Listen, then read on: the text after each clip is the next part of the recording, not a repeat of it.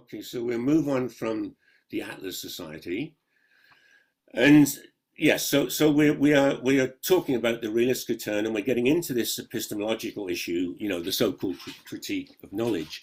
And you remember George? I don't know if George is still with us at 2 o'clock in the morning or what have you, but I said we're going to get the definitions later.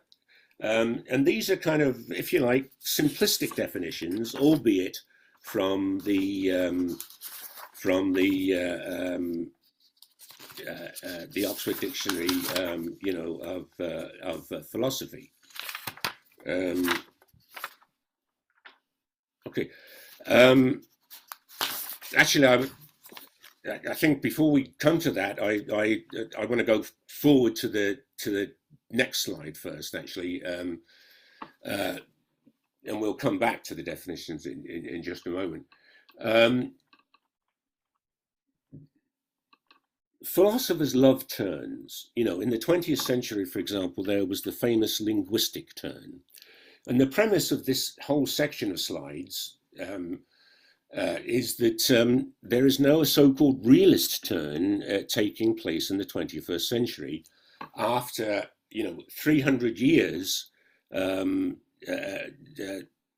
preoccupation with the things that Ronen was talking about, epistemology and the critique of knowledge. And we will explain that the purpose of this section is to explain what is actually meant by the critique of knowledge. And when I come to think about it, I have noticed that we often, in the API, we often do discuss very old stuff, when you come to think about it, as if it was up to date. The very latest thing, things like existentialism, linguistic analysis, postmodernism, etc. We talk about them as if they're, the latest thing, and they're not. Postmodernism is by now, very old, almost as old as me, and modernism even older. So,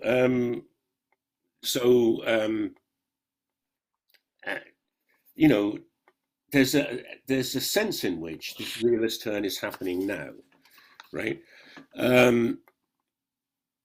As we see from this quote from this recent book by Rasmussen and Deleuze, they make this point that we've been touching on before, that metaphysical realism involves both an ontological thesis and epistemological thesis.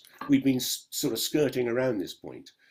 The ontological thesis, namely that there are beings that exist, and the epistemological thesis that they are what they are, independent of our cognition of them. And at this point, I was not really paying attention. I want to go back to the previous slide. Sorry for that confusion. And you've got these two simplistic definitions, if you like. Idealism, any doctrine holding that reality is fundamentally in nature. And then the opposition between realism and anti-realism, the standard opposition between those who affirm and those who deny the real existence of some kind of thing or some kind of fact or state of affairs. Now, I think that Ronen would like to comment on these and perhaps to challenge them. And when we've done that, we'll go on to this issue of the critique of knowledge. Ronen. Okay, thanks, John. I don't completely disagree with the definitions, but I would say that they're narrow. So the problem that arises with them is the fact that they are so narrow. Now, I would say that knowledge, okay, so this is the way I think of it. And by the way, Shashir, I completely agree with you. And this is really my take on realism versus idealism, that they intersect, and that people are a bit of both, and that reality is really a combination of a realist and an idealist approach. In any event, let me just put it this way: knowledge, by definition, requires two things: a knower and something to be known. Right? That's really what knowledge is. Knowledge is like a knower knowing something. And this is how, in my mind, idealism and realism intersect. Because idealists don't generally deny the existence of reality independent of mind. There are extreme idealists who do, who say that the only reality that exists is mind. But to use Plato as an example, Plato does not deny the existence of things independent of mind. So generally speaking, idealists do not deny the reality that is independent of mind. What they will typically argue, though, is that mind is necessary to perceive reality. In order to perceive reality, there has to be a mind, and a conscious mind that perceives reality. And because of that, knowledge of reality is reducible to ideas because it requires a mind. There's no way around this. If you don't have a mind, if you don't have ideas, you don't really have the ability to perceive reality. Mind comes first. It doesn't mean that reality doesn't exist without minds, but it means that there is no knowledge without minds. And if idealism is about knowledge, then idealism plays a fundamental role in epistemology. And I would even suggest that hardcore realists who believe that they can perceive things as they really are, that there is reality out there, and that reality can be perceived as it is, will have to concede that all perceptions must ultimately be reduced to ideas, thoughts, and concepts in the mind. I don't really see any way around that. I don't know. What do you think? Well, I guess I mean, no one would be a direct or naive realist, right? The reality is as you perceive it. I guess Ayn Rand and others' argument, John Searle's argument, we have a slide from John Searle coming up, would be that that's the role of concept formation. No, you don't grasp everything by perfection, but that's the role of the intellect. And that brings us on precisely to this notion of the critique of knowledge. So I'll move on to, we go past Rasmussen and Den Earl. We've got our tree falling in the forest, which everyone knows about. And I want to just have a look at, this notion of the critique of knowledge. And so what do we mean by the critique of knowledge? This is the epistemological side of it now, right? Which you were just referring to. This is the basic, I'll use the expression, philosophical mistake that some might say, that the moderns made, modern philosophy. As in the next slide from Searle, he talks about the 300-year preoccupation with epistemology and the critique of knowledge. Actually, you and I have both talked about this, Ronen, about the 10 philosophical mistakes, if you remember, Mortimer Adler's. And the critique of knowledge would be this fundamental philosophical mistake, according to Adler, that the modernists made. So what do we mean by this critique of knowledge? So the critique of knowledge is precisely the philosophical project that began with Cartesian doubt, right? Continued via the so-called British empiricists such as Locke and Hume, and through Kant. And there we get the word critique for the first time, critique of pure reason. And on to German idealism, pragmatism, linguistic analysis, existentialism, and postmodernism. They're all looking at things through that epistemological mindset. Critical realism, which we'll talk about in a moment, attempts to provide an antidote, but the notion of Gielsen, who I'm putting forward as an arch realist, if you will, thinks that the critique of knowledge and realism are incompatible. Is this correct? You think, just the opposite, I think, from what you just said. And I'll just leave it with Gielsen's quote.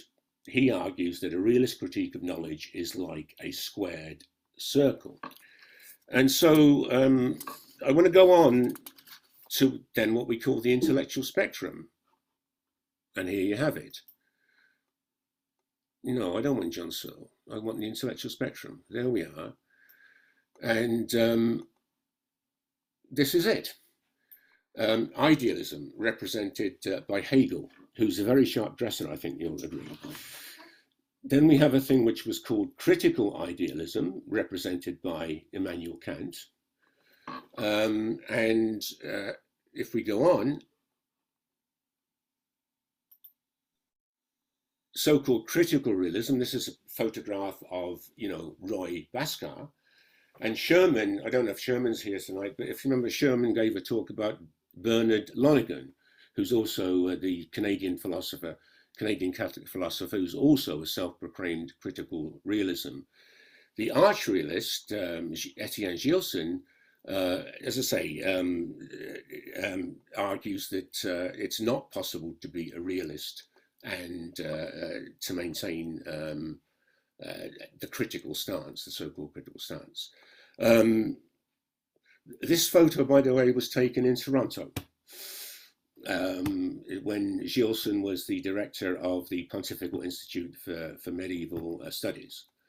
So Ronen, what do you make of this? What do you think about this idea of the critique of knowledge, etc., etc.? Well, I mean, I think that it's not really contrary to idealism. I mean, the critique of knowledge basically, critical realism basically argues that our mind, our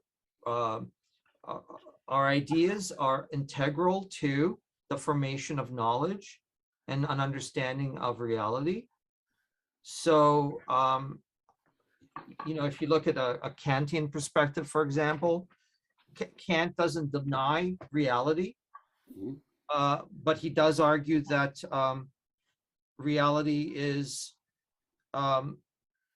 shaped by the way we think, by the categories of perception. And the categories of perception are essential to the shaping of reality, but he doesn't deny that there is a reality that is being shaped. He just says that we don't know it as it is, which is, I guess, the critical difference between idealism and realism. The realist says that we do know it is in itself. By the way, I think that, let me go back, I think that this critical idealism, for Kant is kind of a bad term. Right, actually, if you look at critical realism, it's kind of more hardline Kantian than you would expect from this notion of critical idealism. I think in Kant's mind, he was a realist.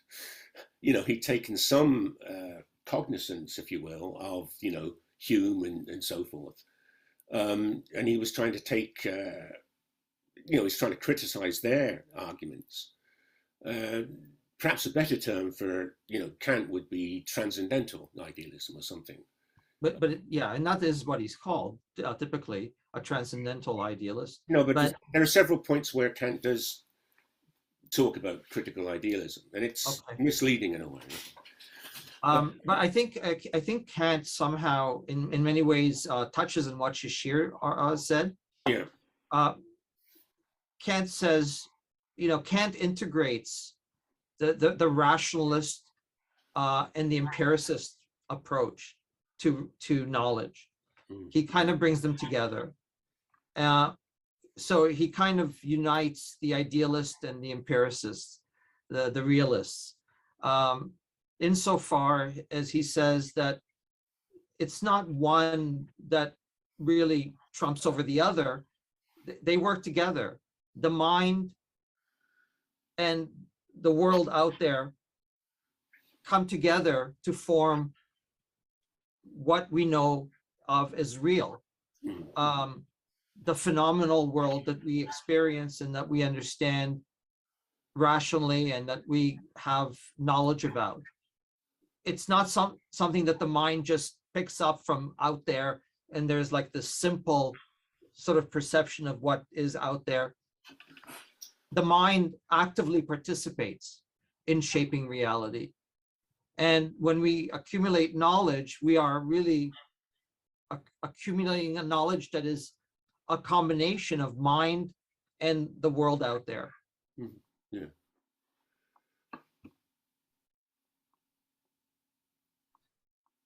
Alla. Okay. Thank you, John. We open discussion, and I see George want to say something. Just unmute yourself and speak loud, please.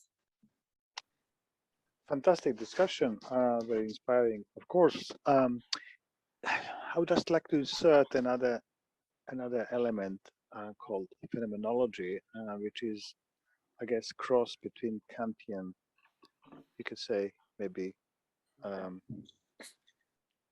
what do you call it, idealist, critical idealism, but or transcendental idealism.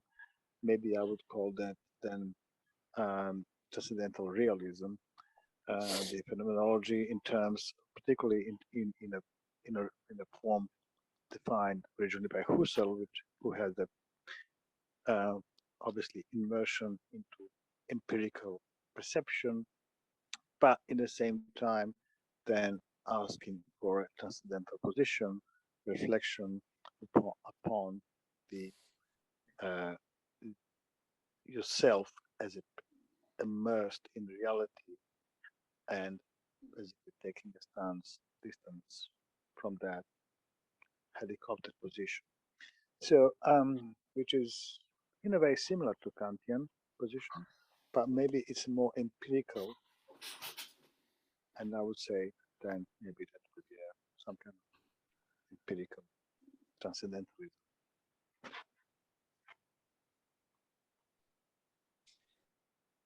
Okay. Any comments, John or Ronen? Yeah, and I'll just say that the interesting thing about Gilson was this: he criticized in detail the arguments of the critical realists of his day. Obviously, we don't have time to go into all of those things, but he also made the claim that he kind of preempted any future critical realism, if you see what I mean. So, you know, it would include Lonergan, who came, you know, the paper I wrote about the debate between Gilson and Lonergan. It wasn't really a debate. You know, Gilson preempted it. He got his retaliation in first, as I say, and said, my arguments are proof against any future version, if you will, of critical realism. And obviously that's going to apply to Bhaskar, you know, and the critical realist too. From my point of view, I think almost that little, that debate is like the nub, you know, the nub of philosophy, to tell you the truth. But it's not quite not the place to go into it now. Your comments are very interesting, George. I do appreciate it. Okay, thank you, John. Thank you, George. And I don't see any more hands, so let's move to the next final section. Yeah. So, yeah, it's becoming a bit of a marathon, but I like it this way, you know, to have the discussion all along, to me. Anyway, so I need to share my screen again, right? And let me introduce the next section. It is the relationship between idealism, materialism, and realism.